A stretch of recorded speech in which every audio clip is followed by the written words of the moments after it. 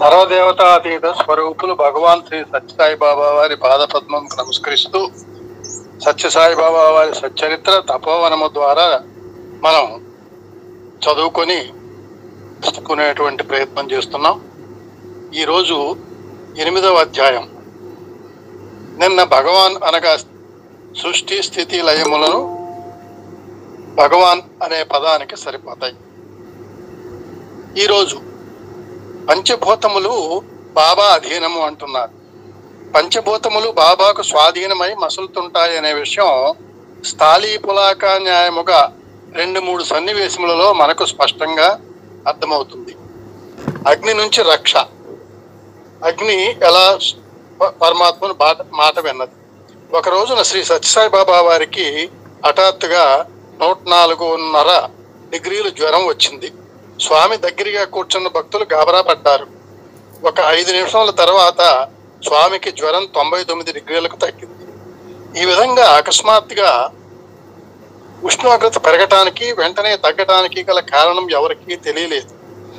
ఆ రాత్రి 9:30 గంటలకు మేడ మీద వెన్నెల భోజనాల సమయంలో బాబా వారు ఆ విందులో పాల్గొన్న ఒక భక్తునితో చెప్తున్నారు, రేపు నీవు ఇంటికి పోయినప్పుడు ఇక పైన నిప్పు దగ్గర ఎక్కువ జాగ్రత్తగా ఉండమని మీ తల్లితో చెప్పు అని అక్కడున్న ఒక యువకుడితో చెప్పారు. ఎప్పుడు ఆమె వెంటనే ఉండి కష్టాల నుంచి కాపాడుతానని కూడా చెప్పు అన్నారు. అప్పుడు అక్కడ చేరిన భక్తులు ఆశ్చర్యపడి ఆ విషయం ఏమిటో వారికి అర్థం కాక చెప్పమని బాబా వారిని అడిగారు. అప్పుడు స్వామి చెప్తున్నారు, ఇతని తల్లి తన చుట్టూ నూనె దీపాలు పెట్టుకొని పూజా గృహంలో నిలబడి ప్రార్థన చేస్తుంటే ఆమె చీరకు నిప్పు అంటుకున్నది అని చెప్పారు. అది విన్నవారు స్వామి అనుజ్ఞతో ఆమెకు ట్రంకాలు చేశారు. అప్పట్లో సెల్ ఫోన్లు లేవు, ట్రంకాలు చేశారు. ఆమె ఫోన్ దగ్గరకు వచ్చింది. అప్పుడు స్వామి ఆమెతో మాట్లాడుతూ తాను అనుగ్రహించి మంటలు చల్లార్చిన విషయం తెలిపి ఆమెను ఊరడించారు. అప్పుడు ఆమె అంటోంది, స్వామి మంటలు చల్లార్చే సమయంలో తమ చేతులు ఎంత కాలి ఉంటాయో కదా అని అడిగింది. దానికి స్వామి, లేదమ్మా, నా చేతులు కాలలేదు, కానీ జ్వరం హెచ్చుగా వచ్చి వెంటనే తగ్గిపోయింది అన్నారు. తర్వాత నీటి నుండి రక్షణ, జలము నుంచి రక్ష. భగవాన్ బాబా పాత మందిరంలో నివసిస్తున్న రోజులలో ఒకసారి చిత్రావతికి పెద్ద వరద వచ్చింది. వరద నీరు క్రమంగా మందిరం చుట్టూ చేరింది. కొద్ది నిమిషాలలో ఆ నీరు లోపలికి ప్రవేశించి మందిరమంతా జలమయ్యే పరిస్థితి ఏర్పడింది. వెంటనే బాబా నీటిలో దిగి ఇక చాలు, వెనుకకు మరలిపో అని ఆదేశించారు. వెంటనే నదీ ప్రవాహం తగ్గిపోయింది. 1962 దసరా ఉత్సవాల్లో మొదటిసారిగా వేద పురుష సప్తాహ జ్ఞాన యజ్ఞం జరిగింది. వేల కొలది భక్తులు ప్రశాంతి నిలయం చేరుకున్నారు.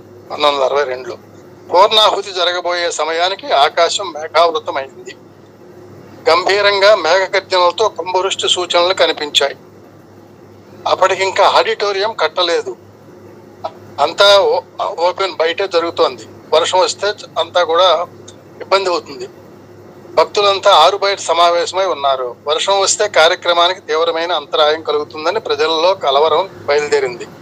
అప్పుడు భగవాన్ బాబా, మీరేమీ ఆందోళన పడకండి, వర్షం రాదు అన్నారు.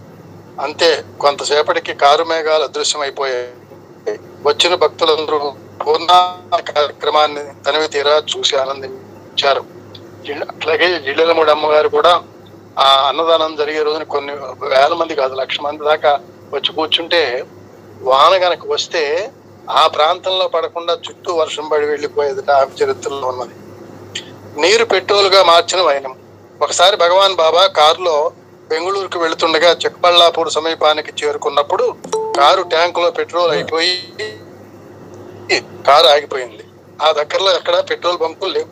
అప్పుడు బాబా సమీపంలో కనిపించే చెరువు నుంచి డబ్బా నిండుగా నీళ్లు తెమ్మని చెప్పారు డ్రైవర్. ఆ నీటిలో తన వ్రేలిని పెట్టి గిరగిరా త్రిప్పి దానిని పెట్రోల్ ట్యాంక్ లో పోసి కారు నడపమని డ్రైవర్ని ఆదేశించారు. ఇక కారు మామూలుగా నడవసాగింది.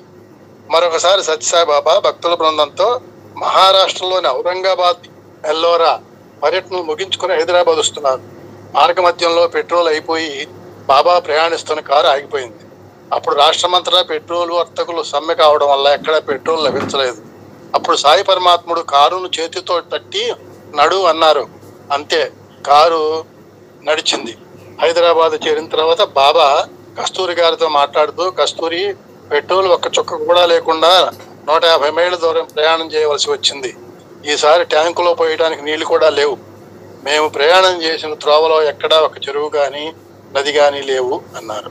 చివరిగా హిమాలయాలలో సన్నని ఎండ 1961 జూన్లో భగవాన్ బాబా తన తల్లిదండ్రులను కొందరు భక్తులను బద్రీనాథ్ యాత్రకు తీసుకుని వెళ్ళారు. అప్పుడు ఉత్తరప్రదేశ్ గవర్నర్గా ఉన్న ఊరుగుల రామకృష్ణారావు ఆ పర్యటనకు కావలసిన ఏర్పాట్లను పర్యవేక్షించారు. స్వామి బృందం హృషికేశ్ నుంచి హిమాలయాలపైకి బయలుదేరిన దగ్గర నుంచి మరలా హృషికేశ్ చేరే వరకు ఆ వారం రోజులు ఆ ప్రాంతంలో హిమపాతము జరగనేలేదు. పైగా సన్నగా ఎండ కూడా కాసింది. అక్కడ ఆధ్యాత్మిక జీవనం గడిపేవారు ఆ వాతావరణం చూసి ఆశ్చర్యపడి, ఎవరో మహాపురుషుడు ఇటు వచ్చి ఉంటారు, అందువల్లనే ప్రకృతి ఎంతో అనుకూలంగా ఉంది అని భావించారు. భగవాన్ బాబాతో ఒక భక్తుడు, స్వామి, మీరు చాలా కొద్దిగా ఆహారం తీసుకుంటున్నారు, పాంచభౌతికమైన ఈ శరీరానికి శక్తి ఎలా వస్తుంది అన్నాడు. అప్పుడు స్వామి, పంచభూతాలు నాకు శక్తినివ్వటం కాదు, వాటికి శక్తినిచ్చేది నేనే అన్నారు. ఓం శ్రీ సత్యసాయి పరబ్రహ్మణే నమః. శాంతి శాంతి శాంతి. ఇది 8వ అధ్యాయం పూర్తి. సాయిరామ్.